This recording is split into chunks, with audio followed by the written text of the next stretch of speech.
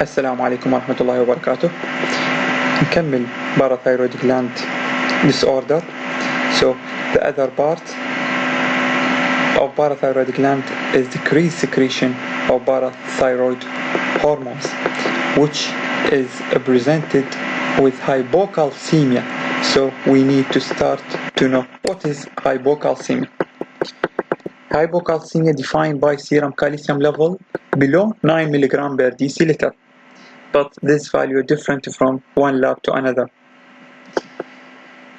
Hypocalcemia may be asymptomatic if mild, but as serum calcium level decrease, particularly below 8 mg per deciliter, symptom will develop. The most common cause of hypocalcemia is low serum albumin. As we previously mentioned, 50% of serum calcium bound to albumin, 50% is free. The free part is the physiologically active, which is the unbound, while the bound part is physiologically inactive. When there is decrease in serum albumin level, the total calcium will be low, but the ionized calcium is normal. So this is not true hypocalcemia. It is functional hypocalcemia or relative hypocalcemia. So in order to diagnose patient with hypocalcemia, we need to measure serum albumin level and correct calcium value according to serum level. Now, after diagnosis of hypocalcemia, we need to know how patient with hypocalcemia presented to us.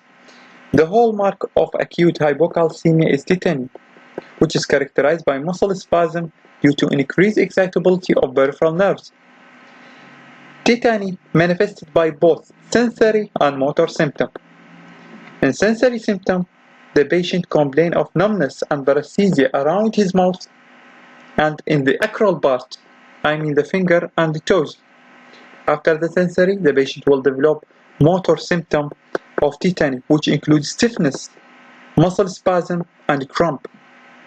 In the hand, the patient will have characteristic picture characterized by flexion of the wrist, flexion of metacarpophalangeal joints, and extension of interphalangeal joints with adduction of the thumb. In severe cases of hypocalcemia, spasm of smooth muscle of respiratory system will develop mainly in the gluteus and upper airway, and patient may start developing stridor, wheeze, or cyanosis. In these patients, autonomic manifestation including sweating, bronchospasm are common.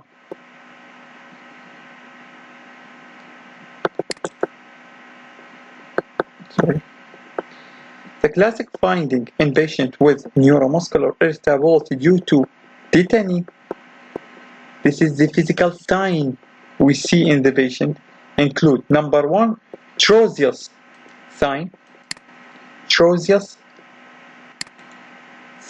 which is induction of carbopetal spasm we mentioned previously by inflation of sphygmomanometer cuff above the systolic pressure for 3 minutes.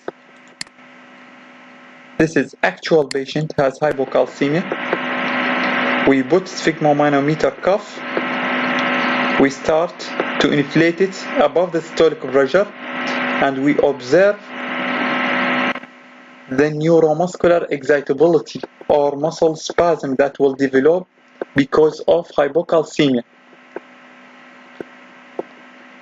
So,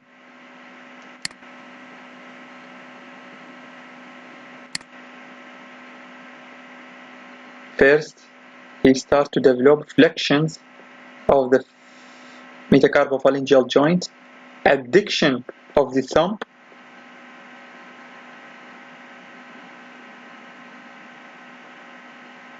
and mild flexion in the wrist. When the patient start or try to extend the finger, it will be impossible. This sign called Trozius sign. Trozius sign. which describe carbopedal spasm because of hypocalcemia. After we deflate the cuff, the muscle spasm will relieve because calcium level start to increase and patient regain his motor function again. Second clinical sign, Juvostic sign, which is contraction of ipsilateral facial muscle by tapping facial nerve anterior to the ear.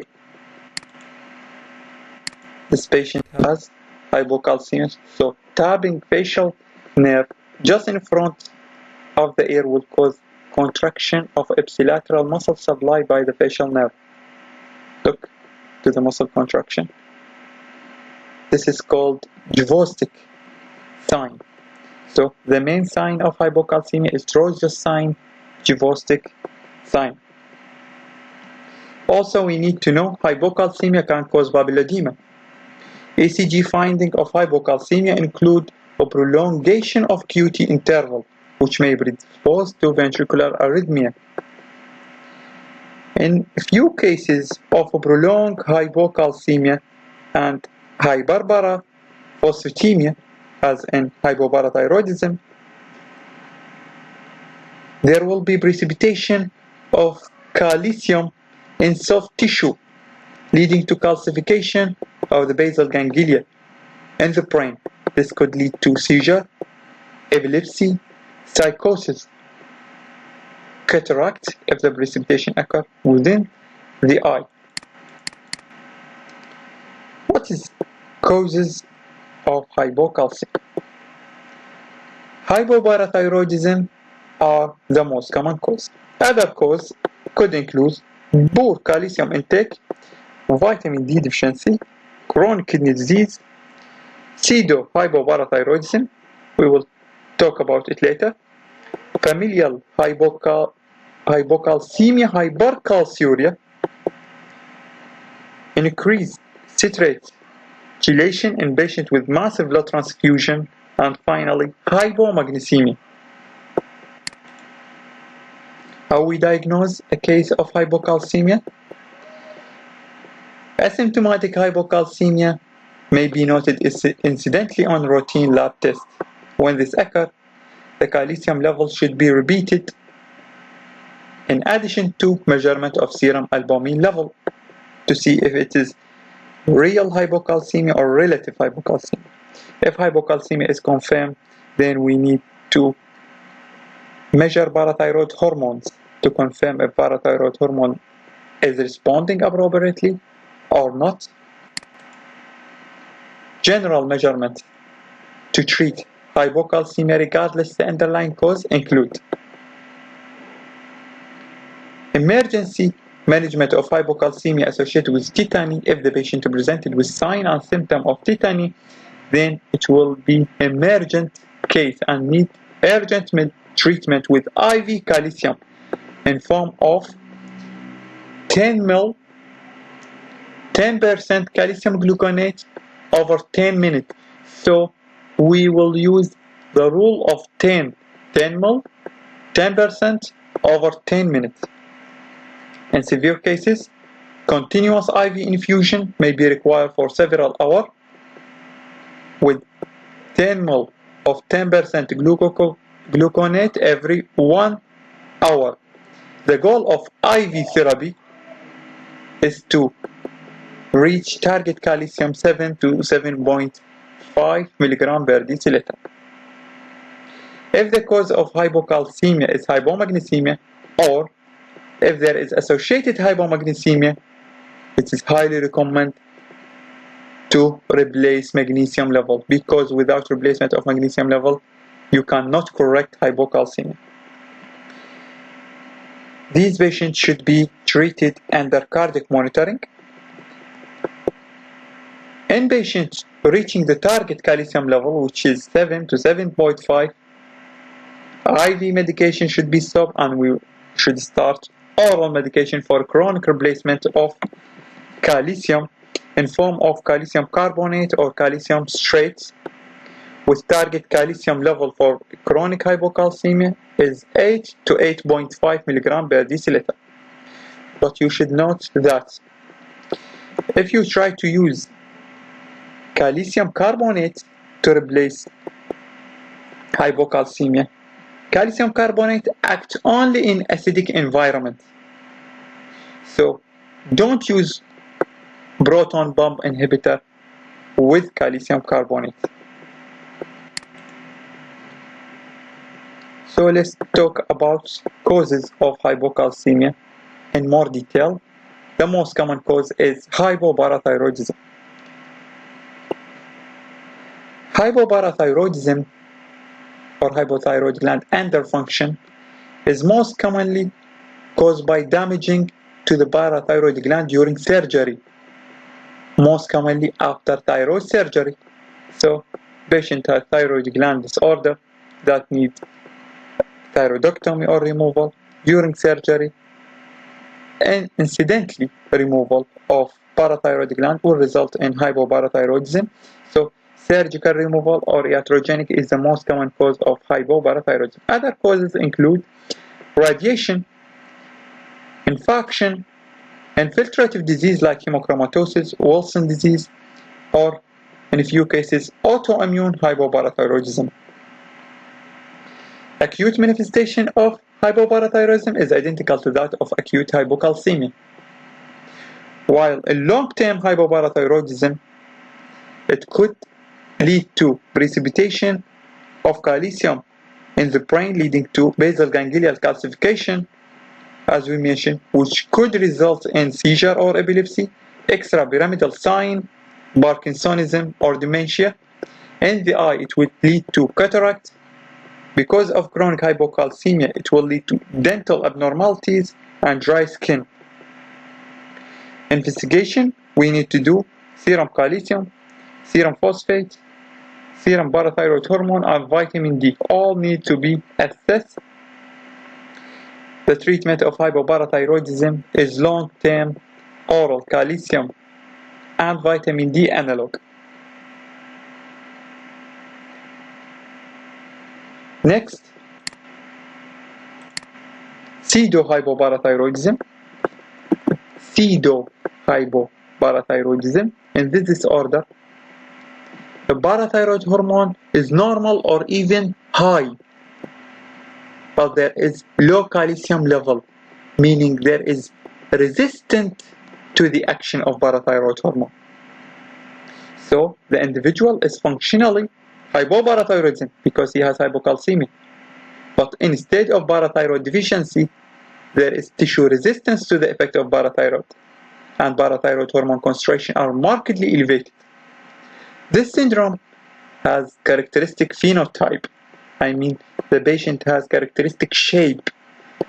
Biochemically, he has hypocalcemia and hyperphosphatemia, and phenotypically, he will or she will short stature,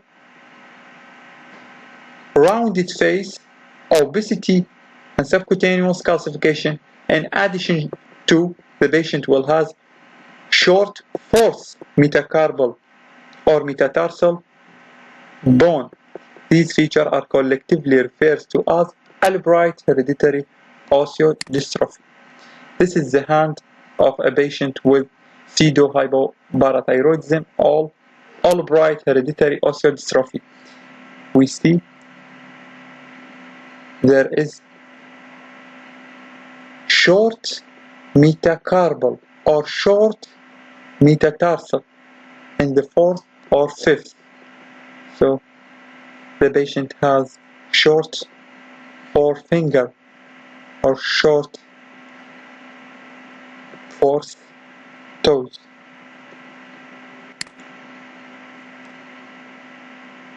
Next, pseudo-hypoparathyroidism.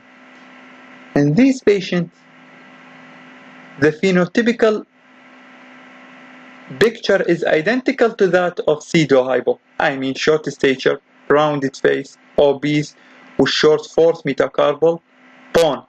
But biochemically, the patient has normal serum calcium and normal parathyroid level, so need no treatment. Last but not least, hypomagnesemia as a cause of hypercalcemia. Hypomagnesemia could be developed because of malabsorption, or because of chronic use of diuretic, or chronic use of proton pump inhibitor, or could be occur in patients with chronic alcoholic excess. In patients with hypomagnesemia, hypocalcemia is difficult to correct unless you first normalize serum magnesium concentration. Magnesium deficiency causes hypocalcemia by impaired ability of parathyroid gland to secrete parathyroid hormone, in addition to impair the action of parathyroid on the bone and the kidney. So hypomagnesemia causes decreased secretion of parathyroid, also causes decreased action of parathyroid gland. Treatment of hypomagnesemia by correction of hypomagnesemia with long-term use of magnesium and correction with oral calcium supplement.